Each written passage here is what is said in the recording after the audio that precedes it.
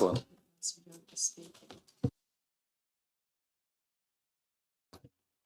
Right then, good evening. This is a meeting of the Cabinet of Gloucester City Council. This meeting is being live streamed on the Council's YouTube channel. The recordings of the meeting will remain online for 4 years, and if you are present in the chamber, you're consenting to appearing in the recording and broadcast, which may also be used for training purposes. That's that one. Apologies for absence. No, none. Declarations of interest. We got any? No. Minutes of the meeting on the 16th of October. Are you happy that they're to an accurate record? Yeah. Yep. Okay. David, have you got a copy that I need to sign? It's here, isn't it? Yeah. Okay.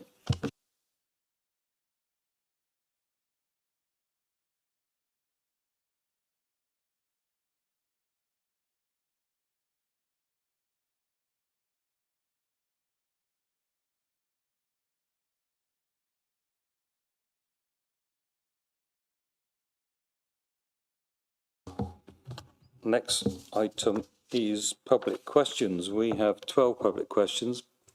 I'm looking in the public gallery and nobody's here, but I'll just go through the names. Hayley Cook, Ellie Aston, Mike Smith. I know David Redwell has just sent me an email. He's stuck in Birmingham, so he can't make. He's one of our regular attendees and questioners. Gary Byard, Colleen Harrison, Dan Wyatt. No. So we've got no supplementary public questions.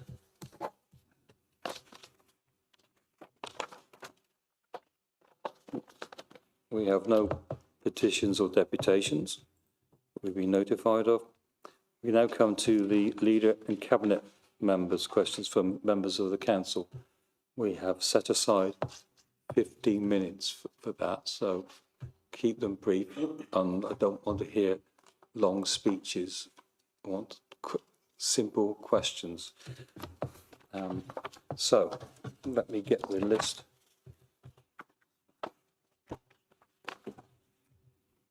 First one is Alistair Chambers. First one is Alistair Chambers. Do you want to go to the mic?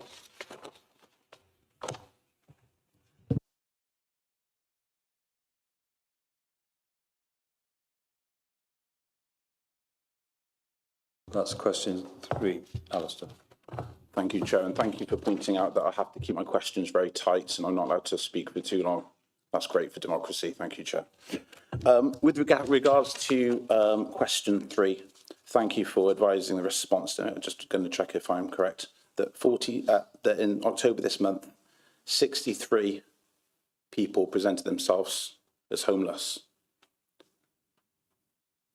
There was also 21 single people in temporary accommodation, and that's 2,400 households looking for homes, 24 in emergency accommodation, 102 in gold band, 603 in silver band. So off the basis of your response to the cabinet member, I presume for housing, there were 63 people in your answer presenting themselves as homeless, and 21 were giving homes. That's only 1/3. That leaves 42 people, 2/3 of homeless, for the month of October alone, still homeless. Why are you getting rid of homeless temporary accommodation when in 1 month there's 42 people that are still homeless that you can't fulfill their housing? Thank you for your question. It's not that they are just still homeless, but they're also in temporary accommodation already. So in terms of your question around disposing of 2 properties, we're going to purchase more properties in order to get better quality accommodation for them. So we do always house people who need temporary accommodation when they need it. Thank you. I'll move on to my next question 4. Thanks. I'll move on to the next question. But with regards to that, the answer, because this next question is on to that, you said that they were in temporary accommodation. Going by your response, that's not actually true. 63 people presented as homeless. 21 of them were put in temporary accommodation. That leaves 42 people still homeless. That's the answers you've given me. So unfortunately, you're incorrect in what you said. With regards to question 4, I asked what the weekly average of rough sleepers were, and the Lib Dem administration advised that 34 individuals on average are sleeping rough in our city. 34 individuals are sleeping out in the cold right now, in the freezing cold coming to What's your winter question? in our city. What's your question? Under the Conservative administration in October last year, there was only 19. That's nearly 100% increase under the Lib Dem administration within a few months. What is going on? Thank you. Thanks for your question. Suppose it was you. It was a Yeah, bit nicer. actually, nor did I actually. It is a really complex issue. You know, I don't want to see a single homeless person on the streets, and especially with the weather that's happening as well. Yeah, okay, that statistic looks bad for us, doesn't it? If it's correct that there's 34 this year and there was 19 last year. However, all I can say is we're going to do our hardest to try and rectify that. So come what next October, I really wouldn't want to see that figure again. We are looking at different measures, different ways. The trouble is, homelessness is flexible, it varies. There's sofa surfers around, you know, and then suddenly they'll come back out onto the streets. So it is a real difficult one, but yeah, please be reassured that I for one, certainly wouldn't want a single homeless person out on the streets. Okay. Question 5. I believe this would probably be a housing one rather than communities. With regards to the 2 properties you're looking to dispose, there's approximately £100,000 loss, and each property houses 6 people. That's 12 people. Given that there's 34 people living in doorways with blankets at the moment this Christmas, do you think it would be right to keep those properties, half the rough sleepers on the street, and not have this administration look like another Christmas Carol with poor tiny Tim out in the doorway? Thank you. That's Declan to answer. Yep. Yeah, thank you for that, Alistair. Yes, I agree. Those are pretty shocking figures. With regards to the houses themselves, what the proposals were effectively, it was to turn them into houses of multiple occupation with an office and an administrator, paying them $25,000 a year, I think, to help run those properties.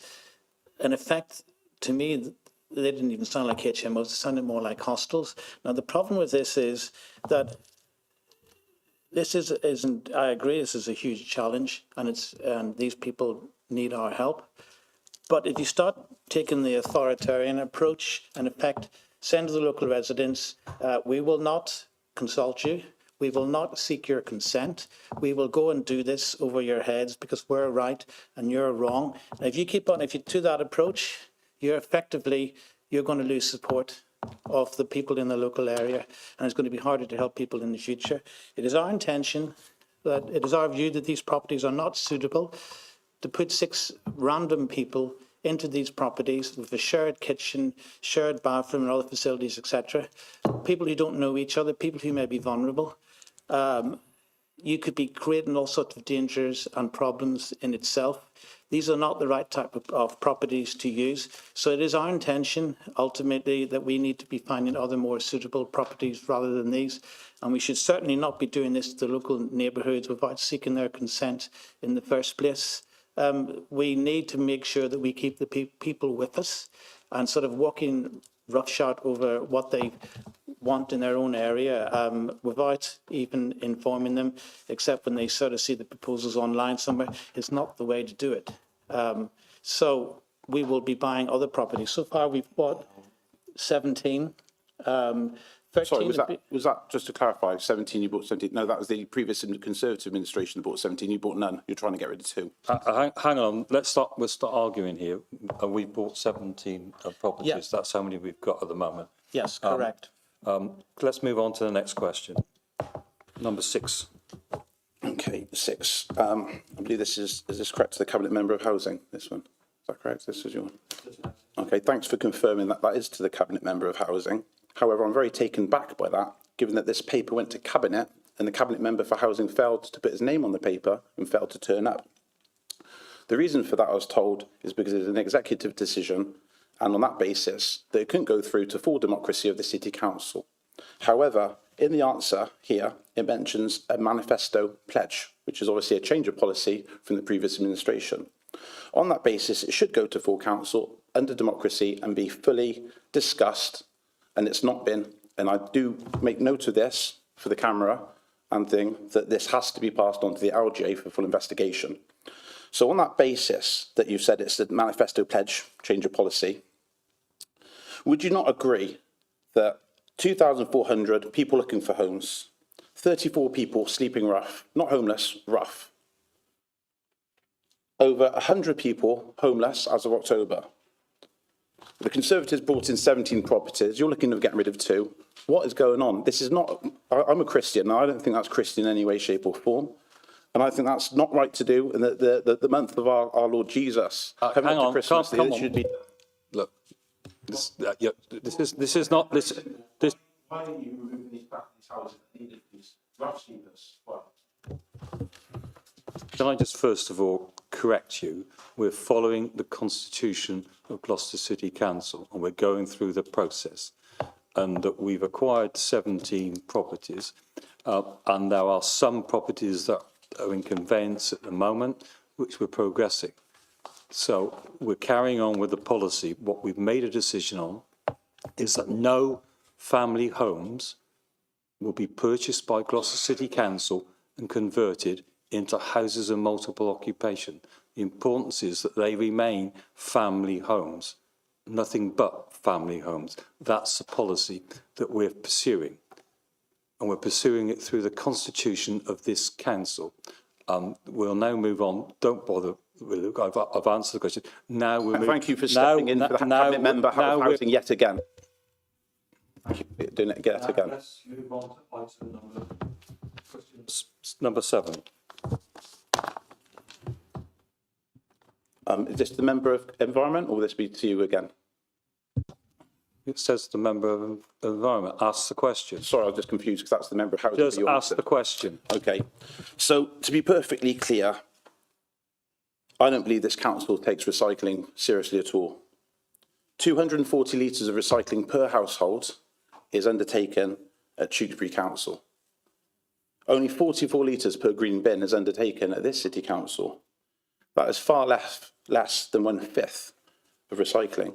So, put this way, one small flat in Tewkesbury is generating 5 times recycling of that of Gloucester City Council. And the bins are the same bins as our household waste.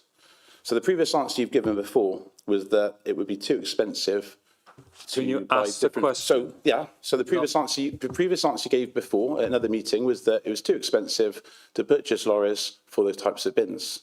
However, all the lorries you have for refuse collect the same bins. Why have we not looked at saving our environment and improving recycling of our city? Thank you. Thank you for the question. Apologies for my voice. I'm losing my voice somewhat. It's something that we take extremely seriously in this city. As you can see from the answer, we have a very good recycling system at the moment that works very well. Residents engage with that. We would like to see the engagement from residents to be higher, but I think the way we're going to get that done is by increasing the range of recycling that we collect on the doorstep, which we will be doing from next year when we start to collect plastic film. And a really good way that residents can contribute to increasing the amount of recycling, or rather reducing the amount of black bin residual waste, would be to increase their engagement with the food waste recycling service, which currently at the moment we are having a drive to increase. Now, what you're talking about, and you've raised this several times in several different forums, is changing over our system to go to a bigger bin to hold recycling. Now, perfectly good in principle. It would cost us an awful lot of money. It would cost us something over 1.2 million just to buy the bins alone. Then there'd need to be a bespoke service for all those flats and houses that couldn't have an extra bin. So there would be a cost to that involved. Then you would lose all the value of the recycling, because it would have to be taken elsewhere. It couldn't be recycled and sold by us. It would have to be taken elsewhere. We would pay a gate fee per tonne for that recycling. We would then lose all the income from the recycling, which currently amounts to 1 million a year. And we would get fined if there was any contamination. Now, at the moment, we have a 1%, less than 1% contamination rate.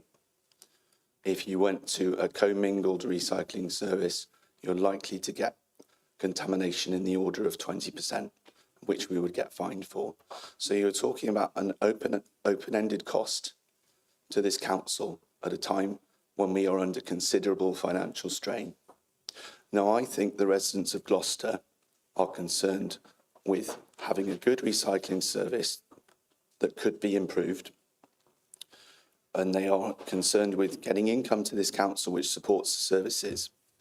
They are not concerned about increasing the council tax bill, which this inevitably would do, to have a bigger bin for the sake of a few people who wouldn't necessarily engage with the service anyway, even if you provided that bigger bin.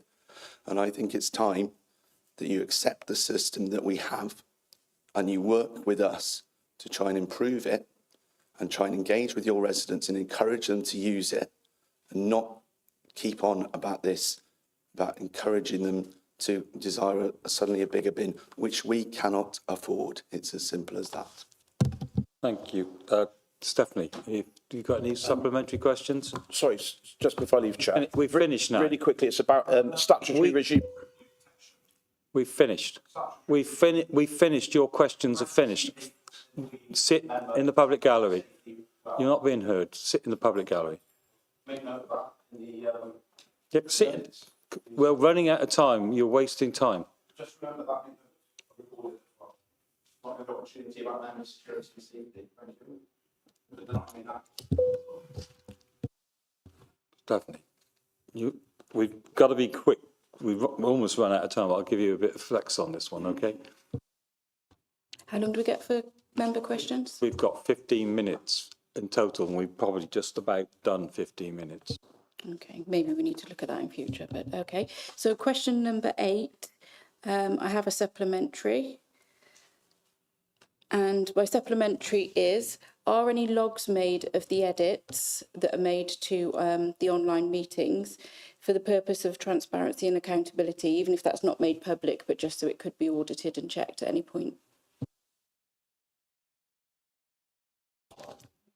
The original recordings are held offline.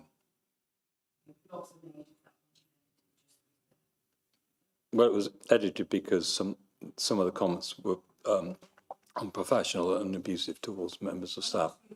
But they are held on the master copy, but it's not on the public copy. That's just what I want to know, if any logs are kept to show, you know, how many times this one was edited that month, that whatever. I think if you want to ask the question, you can ask the question, and we'll get you the answer about what amendments have been done.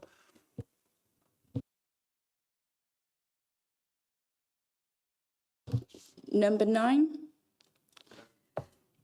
So I have to change my supplementary slightly from something I've heard here today. So it's just accountability for who's taking accountability for what reasons. Now you were asked, the member was asked a question, the housing member was asked a question, and this is no thing to him because he didn't even get the chance to comment before you stepped in and took the answer. Now I think if the substance of a report is about housing, it should be dealt with by the housing member or jointly with another member, just so there's the accountability if it crosses over different portfolios. So do you think it is right that when you take questions that are given to the housing member on a housing policy, and 2, that the names aren't on the right reports, which the content is housing? If you're talking about the main report on the disposal of 2 assets, the deputy leader of the council is responsible for the disposing of assets, and that's why the report was in his name.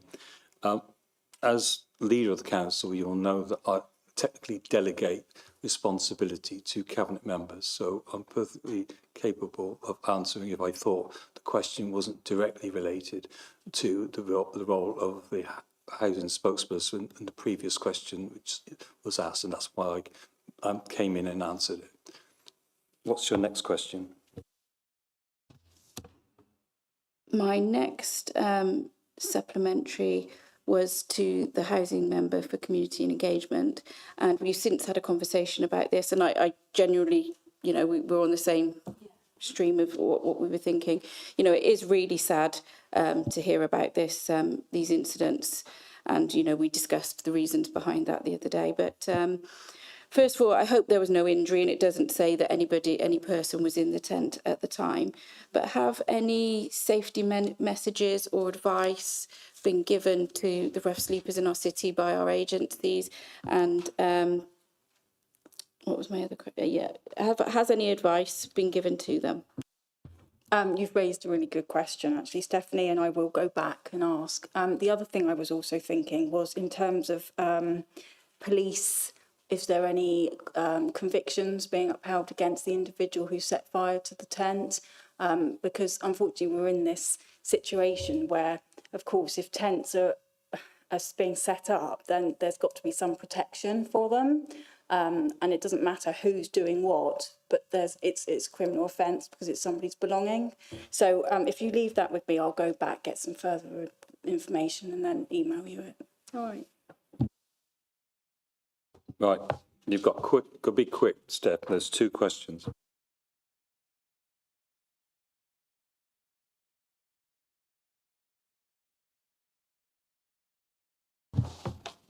Yes, and this one's to you, Chair. The answer was a little bit confusing because it states that the advice was sent to all members on the reason for the security attending. However, that was only sent after that meeting, and it did cause a lot of worry and anxiety. And my real question is that I did ask was, did you or any other members of staff know about that? Because we specifically asked you in that meeting, and I've since been told that you did know, and it just would have been reassuring to have just said, yes, this is happening, it is going to happen at every meeting. You could have reassured people there. So did you know before that meeting where the security turned up that they were going to be there? I received an email to say that they were coming sometime in the afternoon. I saw the email about an hour after it was sent to me, but I was being questioned about the reason for it, and I didn't want to disclose any reasons, and I didn't really know, but the decision was made by the monitoring officer, and I was just notified of that decision. So I wasn't there authorising it, I just noticed it was there. And I was sitting in the public gallery while I was being questioned about it.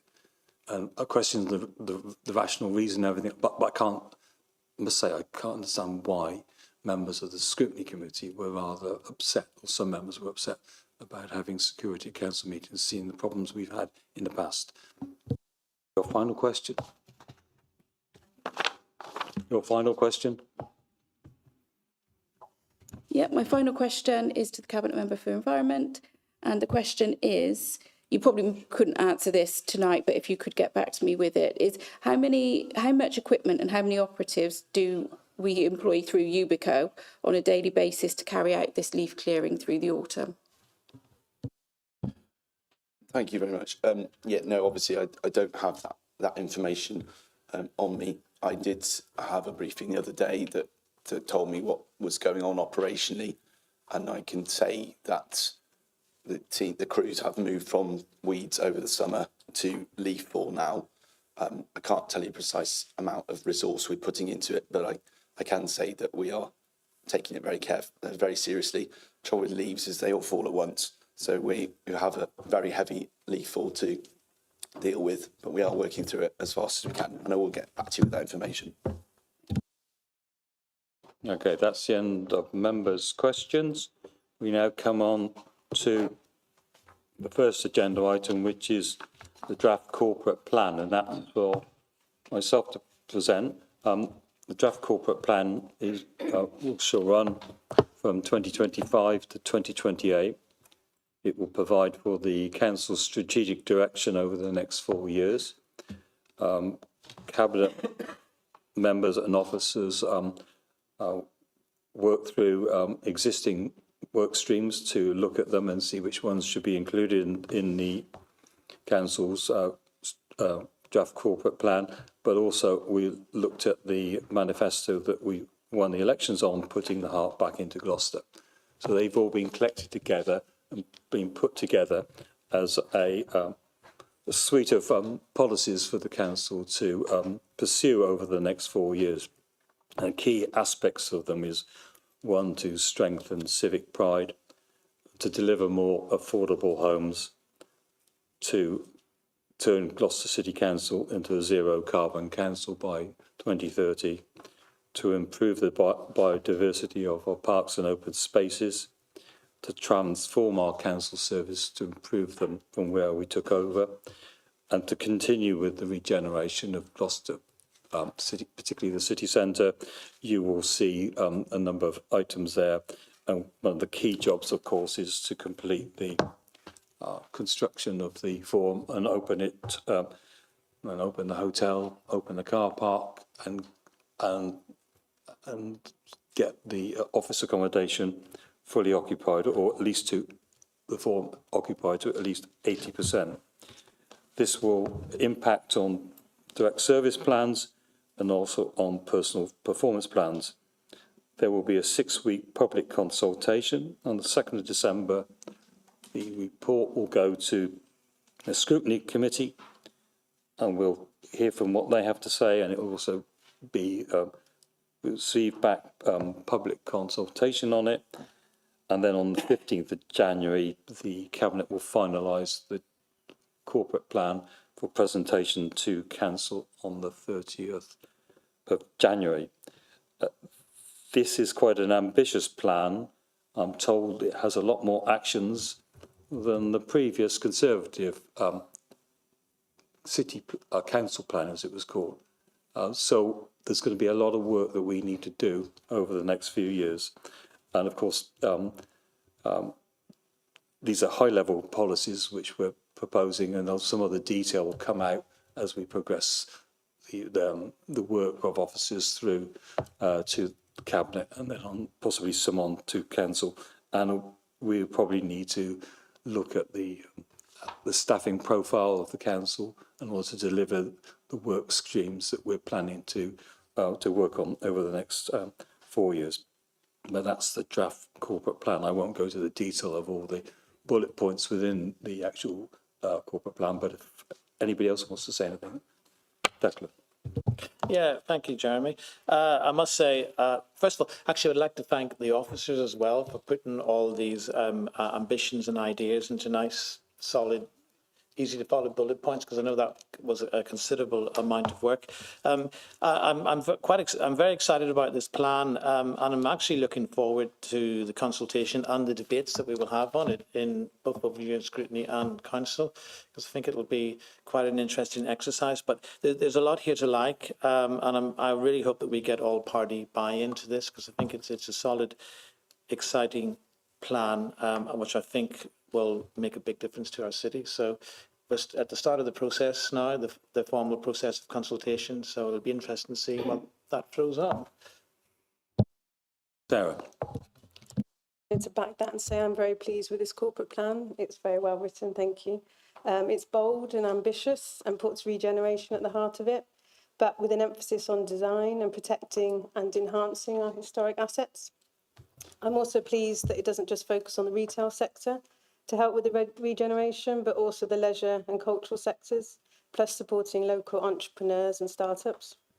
And finally, I welcome the emphasis on enhancing enforcement in all areas of the council, which has been lacking for many years. So I'm very happy to support this plan today. Anyone else want to say anything? No? Caroline. Selfishly looking at it from a culture portfolio perspective, I'm really pleased with this corporate plan. It's we've got some exciting times coming up in 2027. Lots to celebrate with the 200th anniversary of the docks and the 700th anniversary of the burial of Edward II. So having been out and spoken to lots of community organisations and individuals within culture and arts and leisure, everyone's really excited about a refreshed festival and events programme, and seeing where we can go with, you know, using what we've already got as a basis, but seeing what new areas we can go into with our culture and leisure offer. Anyone else? Yeah, I'm happy with the draft corporate plan. However, it's out for consultation, so it'd be great to then get feedback from other members. I would like to see more young people, youth in it, and I've left it out for now because I'm wanting other people to also come in to see what they see as well. So just going forward, I know from my own portfolio, there would be sort of more sort of community and engagement in it. And so once it's out for consultation, I look forward to hearing of that feedback that we can then put into the plan itself as well. Thank you. That's it, I think. Is it? Yeah, okay. Are we happy to accept the recommendations? Yep. Item 8 is the provision of customers who need face-to-face services. I've got that down in name of 2 cabinet members. Who wants to go first? Thank you. On taking the cabinet position for housing, I requested a review of frontline housing services. Over the past few years, vulnerable people have struggled to access key council services. An outside phone simply not been enough. Not every resident is able to access services digitally, and it's important to ensure we change the ways we approach vulnerable people. This includes doing so in a trauma-informed way and exploring options such as recommencing a drop-in service, developing a city housing hub or reception, so services are truly accessible to all. Officers will then report back in the new year with options on this new approach, which aligns with our manifesto on putting the heart back into Gloucester. Rather importantly, this is being drafted with frontline officers in mind to make sure we bring everybody at the council with us, so they will be involved throughout. Yes, just to add really with what Luke has said, this review of provision for customers who need face-to-face services is a positive one, and we'll look at what can be done and how best to offer such services in the most easily accessible and cost-effective way possible. We want the very best for residents, and therefore throughout this review we will be looking for feedback on what works well for everyone. And we especially want to hear from those residents who have made contact to the customer services in the past. It is important to emphasise that all options will be looked at and nothing is off the table. It is very much making the most of what we have got, and I look forward to seeing the progress of this review and any recommended actions and costs that will be brought back to this cabinet in the new year. Thank you. Are we happy to accept the report and the recommendations? Yep. Sebastian, Graffiti Action Plan. This follows on from really a motion that was presented and debated at council, I think at the early part of the year before the elections, and we've made some progress on it.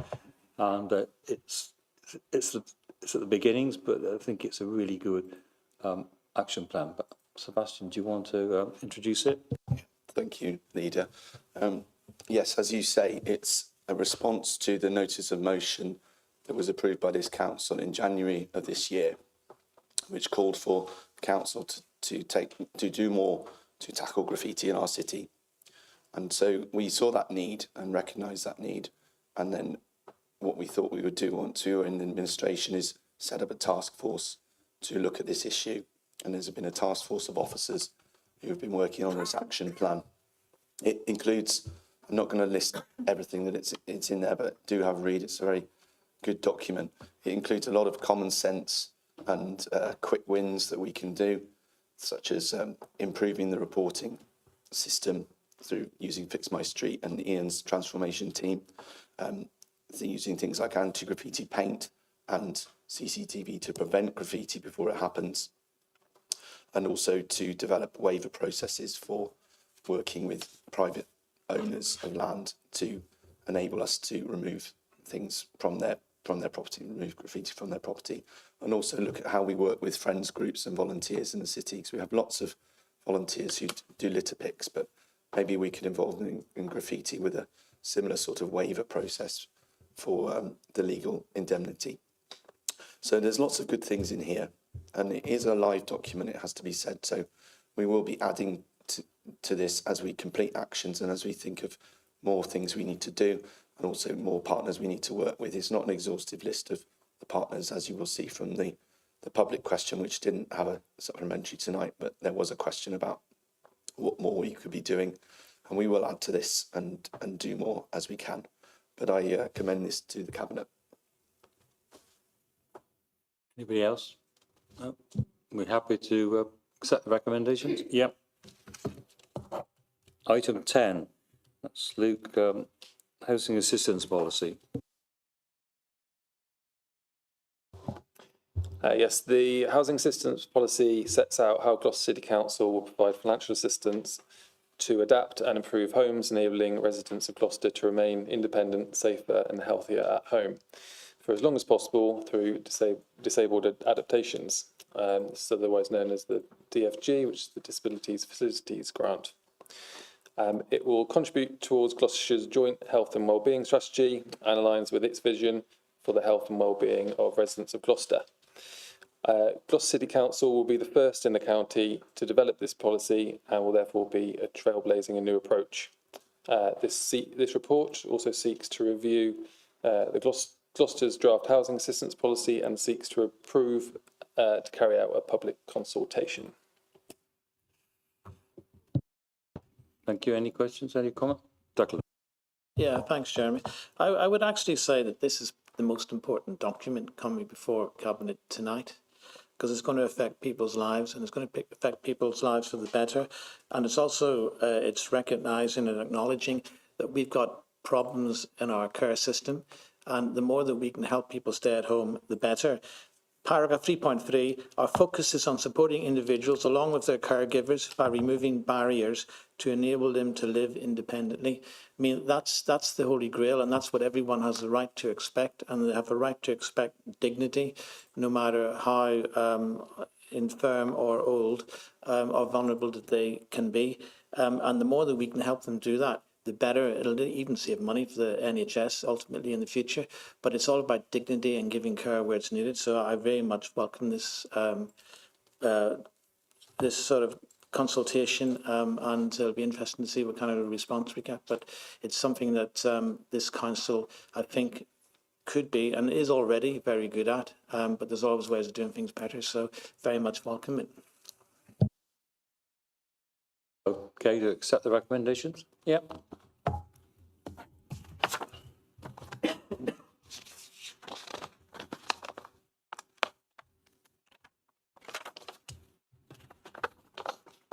Item 11, this is Sarah, this is the prevalence of houses and multiple occupation in Gloucester.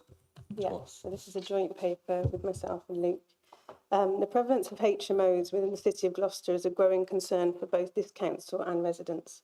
This council acknowledges that HMOs are an important source of low-cost housing for those on low incomes, students and those seeking temporary accommodation as part of a balanced mix of housing. However, we also acknowledge that HMOs can cause problems where there are higher concentrations in specific areas and where they are poorly managed and maintained. This administration wants to get a handle on this situation. To date, our only powers to control HMOs are through planning or licensing. However, only large HMOs require these. Additional powers are available to us in the form of an Article 4 directive, which means all future HMOs will require planning permission irrelevant of their size. Secondly, we can target additional licensing powers granted to us by the Housing Act, which can be applied retrospectively to any existing HMOs and future ones. This will strengthen our enforcement arm, especially around current unlicensed properties, improving living conditions for residents and ensuring accountability of landlords.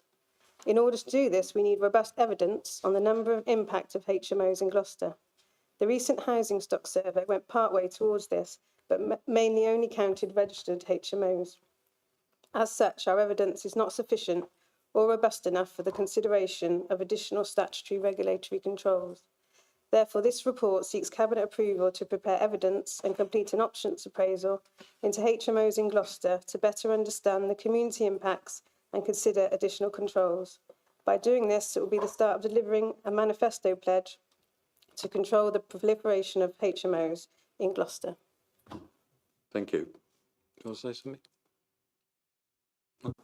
Yeah, thank you. Yeah, that was a joint statement, I suppose. But I think the key bit of this is that it's going to improve standards. That's the crux of the whole thing, and just improve the quality of accommodation that we offer in Gloucester, which I think is crucial moving forward. Yeah, I think the other thing about the Article 4 direction is that because it requires smaller houses of multiple occupation to receive planning permission, it means the council's planning policy of no more than 10% in a 100 metres radius, that these properties are counted, having sat through or been partly to raise objections to certain developments in the planning stage. You can get to 10 point or 10.2%, and you've got to approve the planning permission, and you don't count the fact that other properties in the street are already there within 100 metres. You know, you can have one larger property in a street amongst everyone else with HMOs, and it wouldn't be counted. And I think that's the real crux of the problem, is that we've got to make sure that that we are requesting property owners to apply for planning permission when they get to properties with 4, 5 or even 6 persons, and that's not the case at the moment, and therefore our planning policy of 10% within 100 metres is frankly almost worthless, because it only counts those really large HMOs in its calculations. We need to deal with that. So this is about starting the research to get the evidence, and then working out where we think Article 4 might be acceptable and where it might work. But this is the beginning of the stage of dealing with this.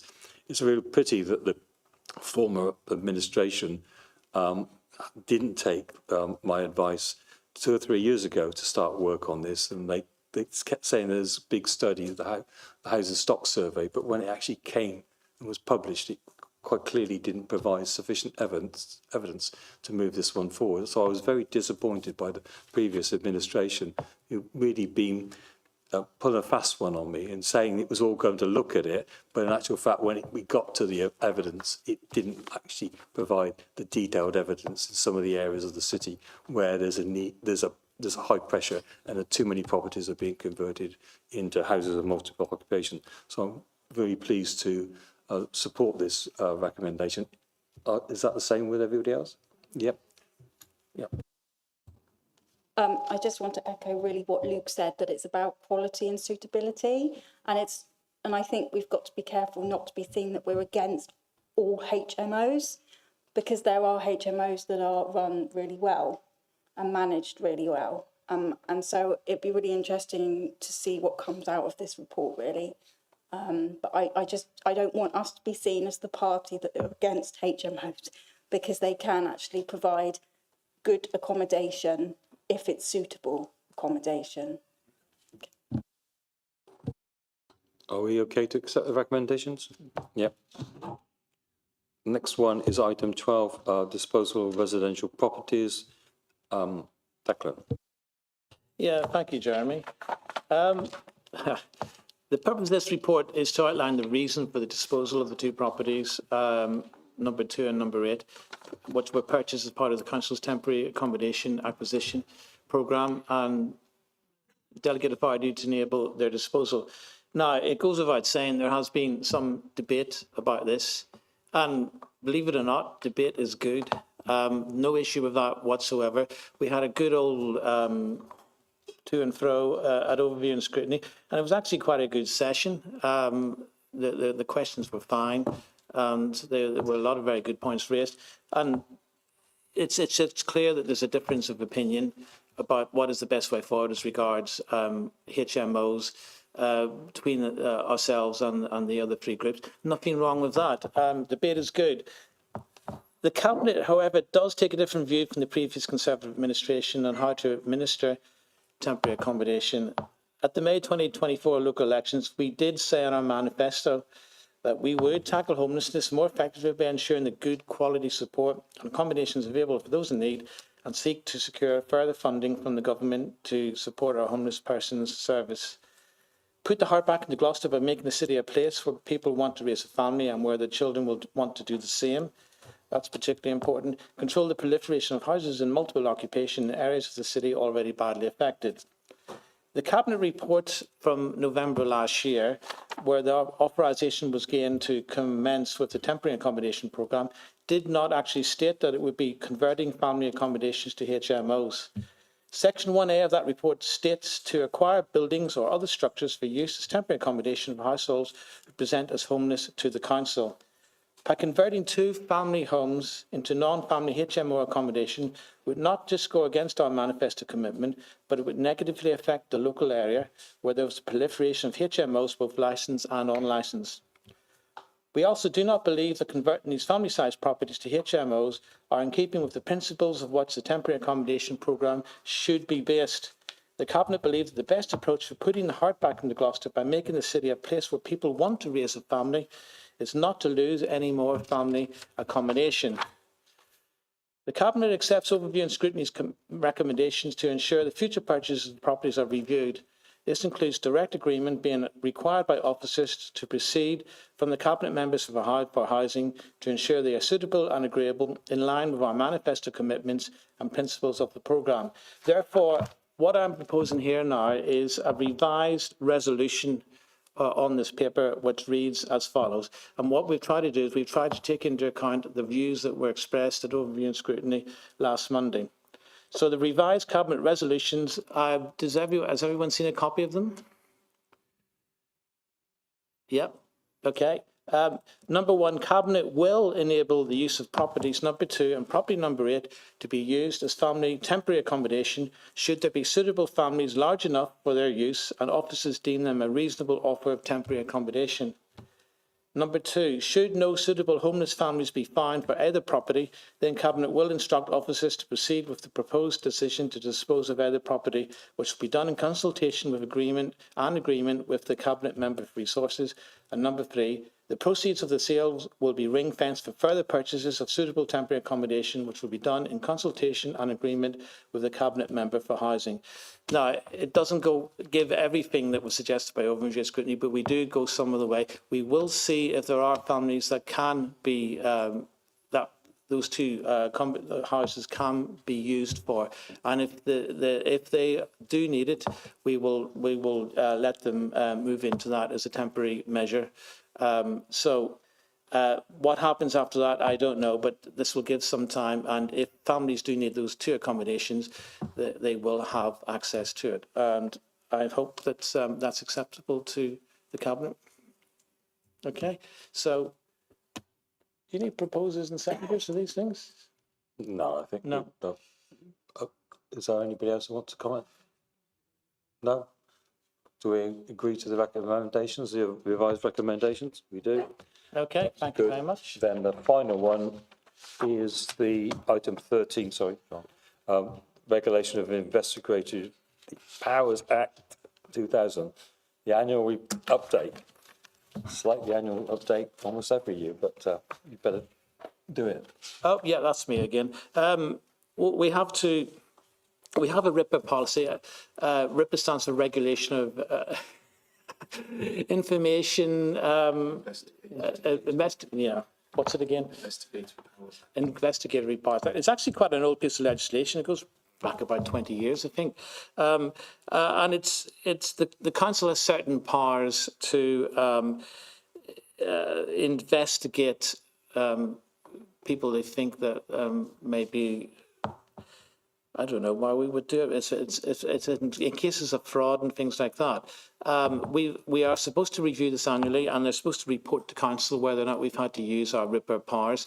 So I used to see this report every year whenever I was chairing audit and scrutiny, and the first thing I looked for was whether or not we had to use our RIPR powers over the last year. And if we did, I would want to know why. I cannot remember the last time we've had to use any RIPR powers, but we haven't this year either. So that's really all there is to report. We haven't had to use them, and I don't think we have the year before that. So there's nothing else to report. We haven't had to use those powers, and that's it. Nothing else. Everyone happy to note that? We note it? Yep, okay. So that's the end of the Cabinet meeting.